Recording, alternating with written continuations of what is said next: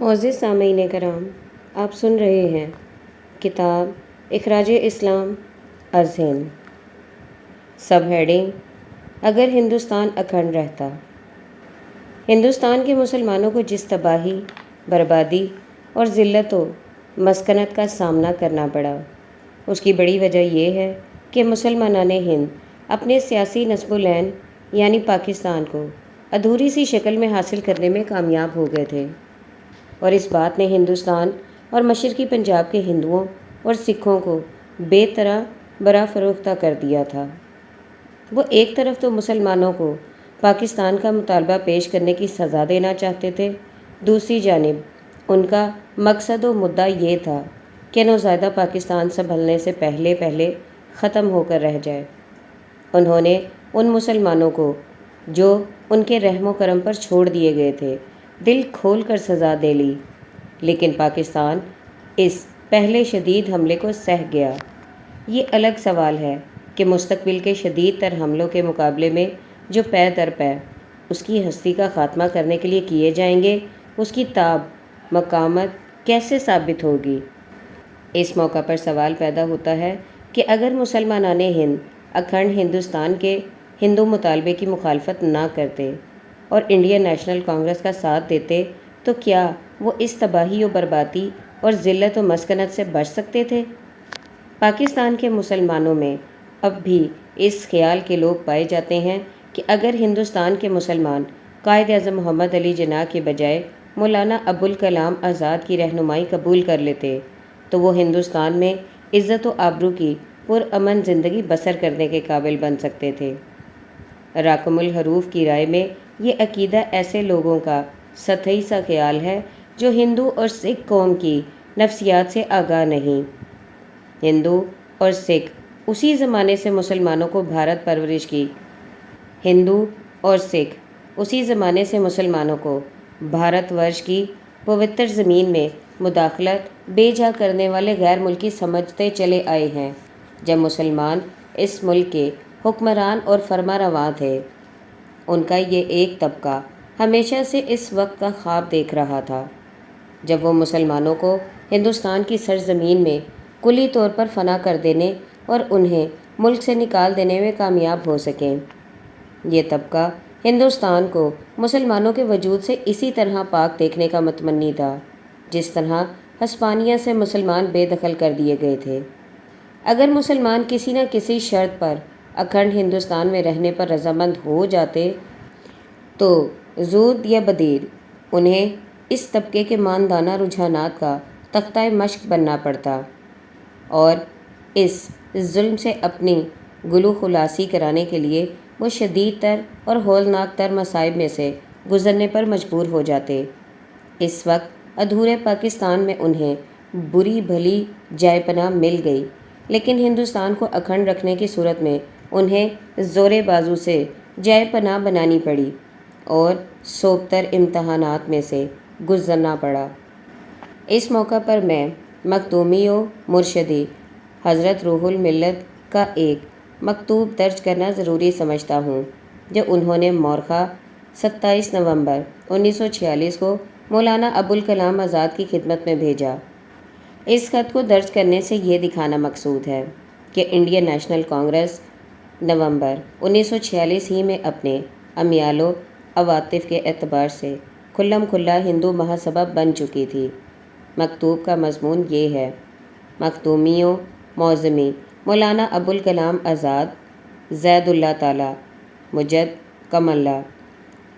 السلام علیکم ورحمۃ اللہ وبرکاتہ۔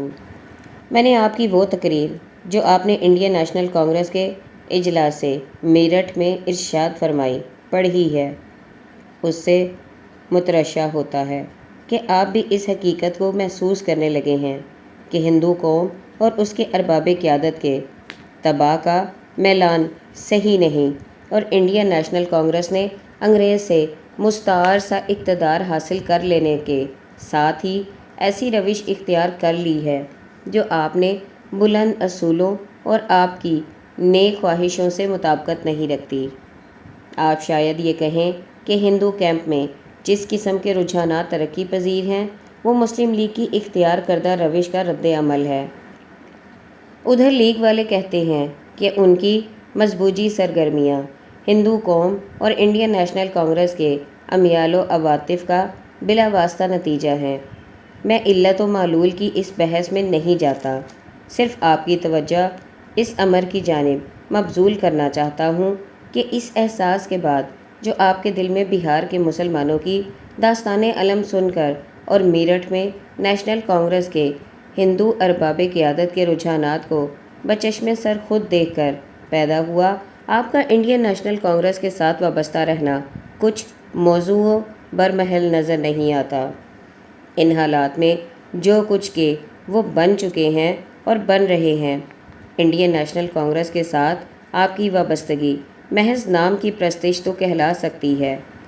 اسے اب آپ کے معاملے میں تمسک بالاصول کا نام نہیں دیا جا سکتا۔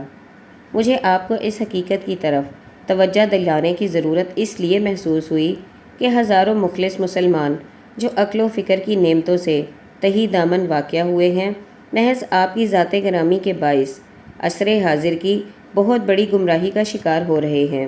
اور سمجھتے ہیں کہ ان کی سیاسی نجات اس انڈین نیشنل کانگریس کی پیروی کرنے میں ہے، جسے آپ بھی راہ راست سے منحرف محسوس کرنے لگے ہیں۔ میں اکثر سوچا کرتا ہوں کہ آپ اپنی قوم کو ساتھ لیے بغیر کیوں ایسے لوگوں کی محفلوں اور مجلسوں کی رونق بنے ہوئے ہیں جن سے راہ راست پر آنے کی کبھی توقع نہیں کی جا سکتی۔ میرے اس دعوے پر تاریخ کے اوراق گواہ ہیں اور میری بصیرت کی آنکھیں دیکھ رہی ہیں کہ ان لوگوں کا دامن ان صلاحیتوں سے یکسر خالی ہے جن کی بنا پر گردش ایام کسی قوم کو خود انتظامی یا نااہلوں پر حکمرانی کا منصب عطا کیا کرتی ہے۔ حضرت الحکم، آپ یہ خیال نہ فرمائیں کہ میں آپ کو مسلم لیگ میں شامل ہونے کی دعوت دے رہا ہوں۔ مسلم لیگ کے نظام قیادت کا مالا و ما علیہ بھی میری نظروں سے مخفی نہیں۔ میں تو یہ سوچ رہا ہوں کہ آیا حضرت رب العزت کو ہندوستان کے مسلمانوں کی بھلائی منظور ہے، یا اس بدبخت قوم کی تقدیر میں یہ لکھا جا چکا ہے کہ اس کے رہنما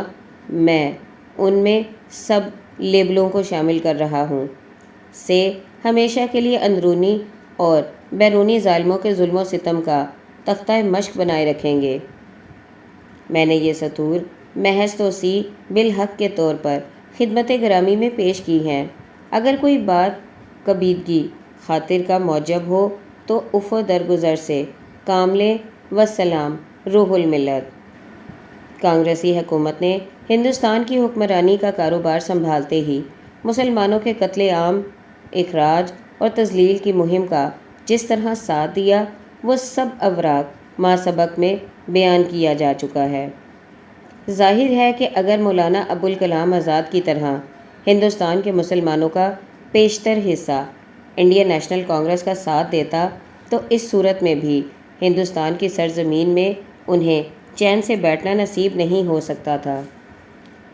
سب ہیڈنگ: مسلمان کیوں ذلیل ہیں؟ 1947 میں ہندوستان کے مسلمانوں کو جس ذلت آمیز تباہی کا روزائدہ دیکھنا پڑا، اس کی ذمہ داری بہت بڑی حد تک مسلمانوں کے نظام قیادت کے کھوکھلے پن پر عائد ہوتی ہے۔ مسلم لیگ کی تحریک بنیادی اور اصولی حیثیت سے درست تھی۔ ہندوستان میں مسلمانوں کی آبرومندانہ حیثیت کو برقرار رکھنے کی واحد صورت یہی تھی کہ مسلمان اپنی اکثریت رکھنے والے اقطاع میں آزاد اور خود مختار اسٹیٹ قائم کرتے اور دوسری طرف جانے والی مسلم اقلیت کے تحفظ کے لیے مناسب کفالتیں حاصل کرنے پر زور دیتے، نیز اس بات کا اطمینان حاصل کر لیتے کہ اگر ہندوستان کے غیر مسلموں نے اقتدار حاصل کرنے کے بعد انہیں تباہ و برباد کر دینے پر کمر ہمت باندھ لی تو ان کے بچاؤ کی کون سی صورت اختیار کی جا سکے گی۔ لیکن مسلم لیگ کا نظام قیادت غفلت، خود غرضی اور فقدان تدبر کا شکار ہو کر اپنے بہت سے فرائض کی ادائی سے قاصر رہ گیا، اور نتیجہ ان ہولناک صورتوں میں رونما ہوا جو ہمارے سامنے آئیں۔ ہندوستان میں کفر و اسلام کی آویزش کے سلسلے میں ہماری اس شکست کے ظاہری اسباب و علل وہ ہیں جن کا مجمل سا تذکرہ پہلے کے اوراق میں کیا جا چکا ہے، لیکن اس ہزیمت کے حقیقی اسباب و علل ان کے علاوہ کچھ اور ہیں، بلکہ ظاہری اسباب ہمارے باطنی امراض کا بلا واسطہ نتیجہ ہیں، جن پر ہمیں زیادہ توجہ دینے کی ضرورت ہے۔ ہماری تاریخ کا یہ کوئی معمولی واقعہ نہیں کہ 3-4 ماہ کے قلیل عرصے میں ہندوستان کی کفریہ طاقتوں نے ملک کے ایک متعدد حصے میں دین اسلام کا نام و نشان تک مٹا دیا اور باقی ماندہ ملک میں مسلمانوں کو ذلت کی ہر لحظہ پر خطر زندگی بسر کرنے پر مجبور کر دیا۔ اس ذلت و شکست کے باوجود اگر پاکستان کے مسلمان بے دستور خواب غفلت میں مست پڑے رہیں تو وہ اس سے بھی زیادہ ہولناک تباہی کی دعوت دے کر رہیں گے، جو مشرقی پنجاب اور ہندوستان کے مسلمانوں پر وارد ہو چکی ہے۔ اس لیے ضروری ہے کہ ہم اپنی کوتاہیوں کا جائزہ لیں اور ہم میں ہر ایک فرد اپنی اپنی غلط روی کی اصلاح کی طرف مائل ہو کر اپنے اس فرض کی ادائیگی کی طرف متوجہ ہو جائے جو گردش ایام نے ہم پر عائد کر دیا ہے۔ ہمیں اپنی ہزیمت و ذلت کے حقیقی اسباب و علل تلاش کرنے کے لیے بہت زیادہ کدوکاش کی ضرورت نہیں۔ ہمارا اور ہمارے لیڈروں کا قصور فقط یہ ہے کہ ہم سب اسلام اور خدائے اسلام کی طرف سے عائد ہونے والے فرائض کو یکسر فراموش کر بیٹھے ہیں اور ہمارے اعمال و افعال اور ہماری حرکات و سکنات کا مرکز و محور دین اسلام کی سربلندی کے بجائے جائز حدود سے نکلی ہوئی ذاتی منفعت اندوزی بن چکا ہے۔ ہماری جملہ خرابیوں، کوتاہیوں، غفلتوں اور ناکامیوں کی حقیقی علت یہی ہے۔ ہماری آنکھیں دیکھ رہی ہیں کہ ملت پاکستان کے عازم رجال سے لے کر ادنا سے ادنا پناہ گزین تک تمام طبقات کے مسلمانوں کی غالب اکثریت ناجائز منفعت اندوزی کے مرض کبیر میں مبتلا ہے اور پاکستان کو صحیح خطوط پر مضبوط و مستحکم بنانے کی فریضے کی طرف سے ہمارے اکثر لوگ غافل محض بیٹھے ہیں۔ ہماری یہی خصوصیت ہماری تمام خرابیوں، کوتاہیوں، ذلتوں اور ہزیمتوں کی جڑ ہے۔ اگر ہم اللہ کی رضا کو ہر شے پر مقدم رکھتے ہوئے ناجائز منفعت اندوزی سے دستخوش ہو جائیں تو ہم آج بھی اسی طرح سربلند ہو سکتے ہیں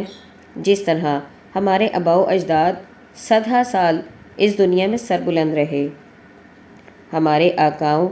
مولا مخبر صادق رسول صلی اللہ علیہ وآلہ وسلم نے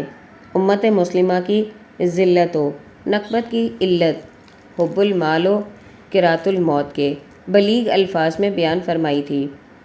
آج ہم اپنے اعمال و افعال اور اپنی حسیات و خواہشات کا جائزہ لیں تو سمجھ سکتے ہیں کہ دور حاضر کا مسلمان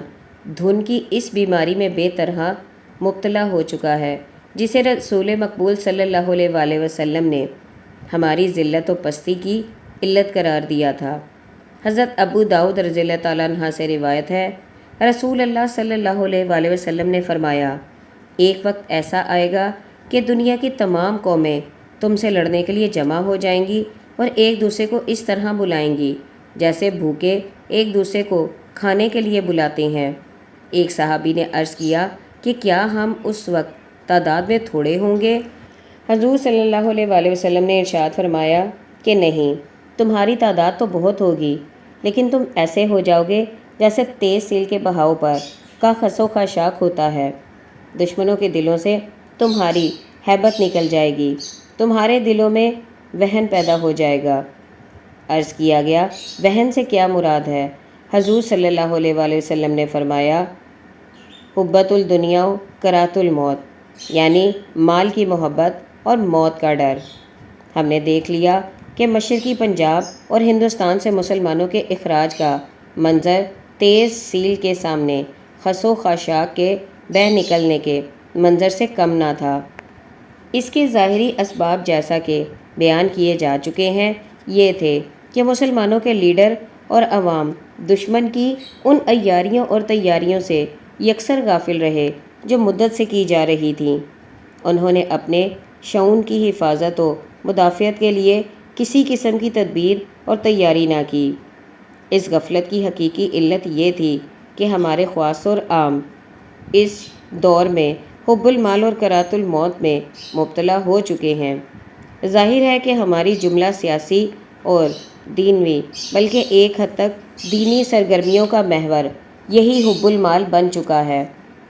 بڑے سے لے کر چھوٹے تک سب کے سب زر اندوزی کو اپنی زندگی کا مطمع نظر بنائے بیٹھے ہیں اور اس کے لیے ہر قسم کے جائز اور ناجائز وسیلے اختیار کرنے میں دریغ سے کام نہیں لیتے۔ دین اسلام جائز طریقوں سے معاش کے اسباب مہیا کرنے سے منع نہیں کرتا بلکہ انہیں ضروری قرار دیتا ہے، لیکن حد سے بڑھی ہوئی زر اندوزی اور منافعت کوشی کو وہ مذموم قرار دیتا ہے اور اسے حرام ٹھہراتا ہے۔ جب تک مسلمان خدا کی مقرر کی ہوئی حدوں کا پابند رہے وہ اس دنیا میں بھی سرفرازی اور کامرانی کی زندگی بسر کرتے رہے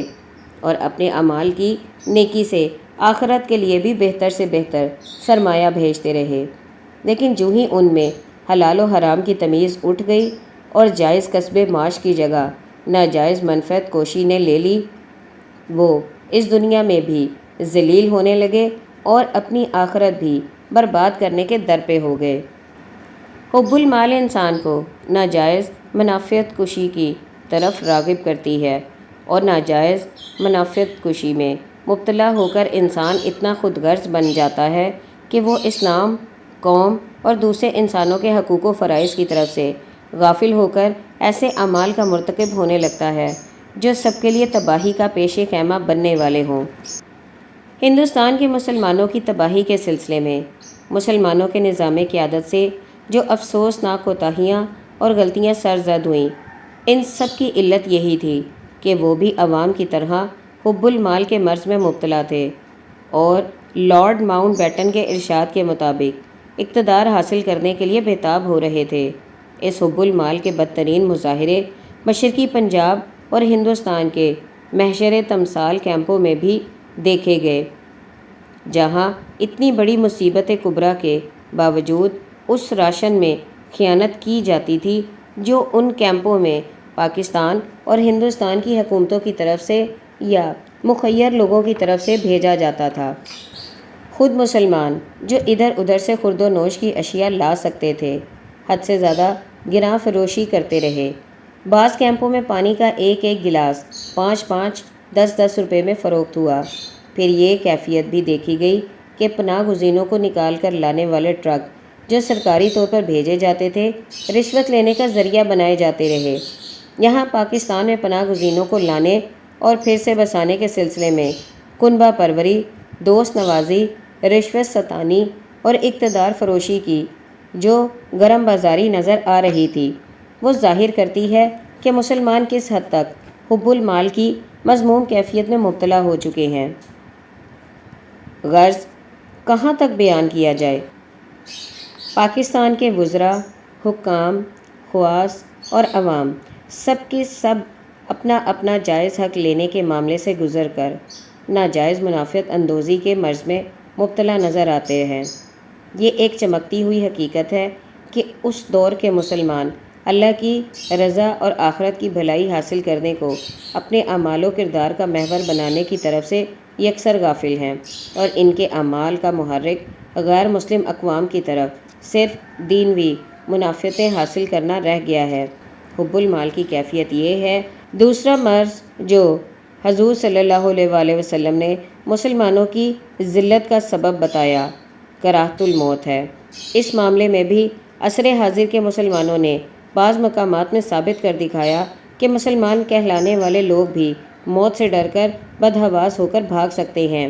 ڈرپوک لوگ حملے کے وقت یا حملوں کی خبریں سن کر سراسیمہ ہو کر بھاگ نکلتے تھے، مقابلے یا منظم طریقے سے بچاؤ کی جگہ پہنچنے کی کوئی تدبیر نہیں کرتے تھے۔ اس قسم کے افراد ان لوگوں کی تدابیر کو بھی ناکارہ بنا دیتے تھے جو مردانہ وار لڑنے اور جان دینے پر آمادہ ہوتے تھے اور اس کے لیے مناسب اقدامات کرنا چاہتے تھے یا کرتے تھے۔ اگر مشرقی پنجاب اور ہندوستان کے مسلمانوں کا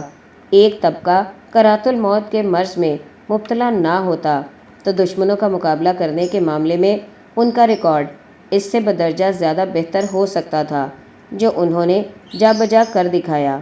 بہرحال اس امر سے انکار نہیں کیا جا سکتا کہ ہندوستان کے مسلمانوں کو 1947 میں جس افتاد کا سامنا ہوا وہ ہماری غفلتوں، کوتاہیوں اور غلطیوں کا نتیجہ تھی، اور ان غفلتوں، کوتاہیوں اور غلطیوں کی علت العلل یہ تھی کہ ہم عام طور پر ذہن کی بیماری یعنی مال کی محبت اور موت کے ڈر میں مبتلا ہو چکے تھے۔ اس لیے ہم ہندوستان کی سرزمین سے اس طرح نکال دیے گئے جس طرح تیز رو سیل خس و خاشاک کو بہا لے جاتے ہیں۔ سب ہیڈنگ: تتمہ کلام۔ ہندوستان کے مسلمانوں کے اخراج اور اس ملک میں اسلام کی توہین و تضلیل کے اس عبرت انگیز سانحے کا ایک روشن پہلو فقط یہ ہے کہ ہم اس وسیع بر اعظم کے گوشے یعنی پاکستان میں اپنی ایک آزاد مملکت قائم کرنے میں کامیاب ہو گئے ہیں۔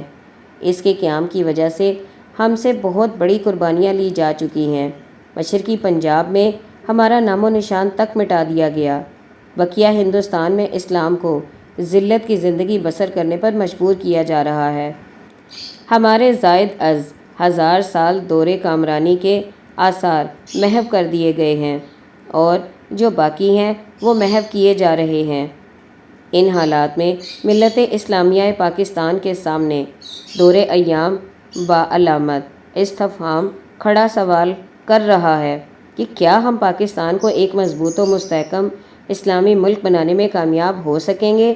کیا وہ مسلمان جو ہندوستان میں باقی رہ گئے ہیں عزت و آبرو کی زندگی بسر کرنے کے قابل بن سکیں گے؟ کیا پناہ گزینوں کو اپنی املاک واپس مل سکیں گی یا ان کے جانی اور مالی اتلافات و نقصانات کی تلافی ہو سکے گی؟ کیا ہندوستان کے ہندو اور سکھ پاکستان کے وجود کو گوارا کر لیں گے اور اسے پنپنے دیں گے؟ کیا ہندوستان اور پاکستان کے ارباب سیادت و قیادت ایسی صلاحیتیں پیدا کر سکیں گے کہ اپنے اختلافی امور کو باہمی افہام و تفہیم سے طے کرنے لگیں، یا اختلافات و مخالفت کا یہ سلسلہ ترقی کرتا چلا جائے گا؟ یہ اور اس قسم کے بیسیوں سوالات ہیں جن کا جواب پاکستان کے موجودہ اور آئندہ ارباب بسط و کشاد اور اصحاب فکر و تدبر کو دینا ہے۔ البتہ ایک حقیقت ظاہر و باہر ہے کہ مشرقی پنجاب کے سکھ لیڈر تارا سنگھ کی تلوار بدستور بے نیام ہے۔ وہ اب بھی کہہ رہا ہے کہ سکھ مسلمانوں کو سارے پنجاب سے بے دخل کر کے رہیں گے۔ ہندوستان کے ہندوؤں میں ایسے عنصر کی کمی نہیں جو ہندوستان کو بھی مشرقی پنجاب کی طرح اسلام کے وجود سے پاک دیکھنے کا متمنی ہے، بلکہ پاکستان کو بھی ہندوستان کا ایک حصہ قرار دے رہا ہے۔ مہاتما گاندھی کے قتل کے بعد ہندوستان میں اس عنصر اور ہندوؤں کے دوسرے عنصر کے درمیان جو ہندوستان کے اندر اور باہر مسلمانوں کے وجود کو گوارا کر لینا اپنی عزت و آزادی کے لیے ضروری سمجھتا ہے، کشمکش جاری ہے، اور کچھ نہیں کہا جا سکتا کہ دونوں میں سے کسے طاقت و اقتدار حاصل ہو کر رہے گا۔ ان حالات میں دیکھنا یہ ہے کہ پاکستان اپنے ہاں کتنے ایسے لوگ پیدا کر سکتا ہے جو حقائق و واقعات پر گہرے فکرے سے سوچنے، ٹھوس تعمیری کام کرنے، دور اندیشی سے کام کرنے، کام لینے اور صحیح طور پر سوچنے اور عمل کرنے کی صلاحیتیں رکھتے ہوں، اور جو حب المال اور کرات الموت کے مصائب سے تائب ہو کر دین اسلام اور ملت پاکستان کو معزز اور سربلند بنانے کے لیے دل و جان سے کوشاں ہو جائیں۔ وآخر الدعوانا ان الحمد للہ رب العالمین۔